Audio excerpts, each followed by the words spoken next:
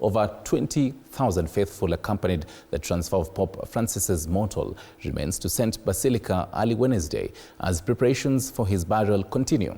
World leaders, including US President Donald Trump, are set to attend the burial on Saturday.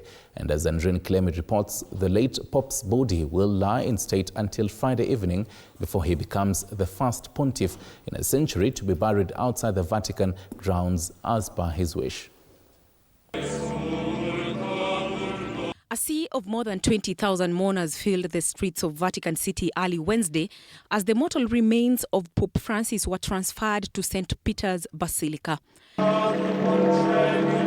His body was carried in a red-trimmed coffin flanked by an array of cardinals, bishops and Swiss guards. The faithful gathered in prayer and reflection, paying their final respects to a pontiff widely regarded for his humility and deep compassion. The late Pope's coffin was placed in front of the altar of confession, and the choir chanted the litany of the saints in Latin for the repose of his soul.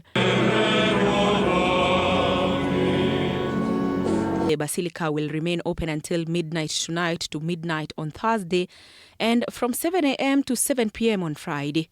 In view of the large number of faithful wishing to pay homage to the Pope, there is a possibility of extending the opening of the Vatican Basilica beyond the established time of midnight. Cardinal Camerlengo Kevin Farrell will preside over the rite of the sealing of Pope Francis' coffin on Friday at 8 p.m. The funeral mass for Pope Francis will be held in St. Peter's Square on Saturday, presided by Cardinal Giovanni Battista Re, Dean of the College of Cardinals.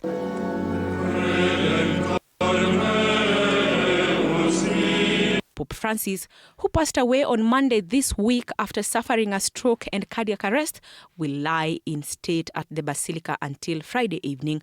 World leaders, including the US President Donald Trump, are expected to attend his funeral on Saturday as he becomes the first pontiff in a century to be buried outside the Vatican grounds as per his wish.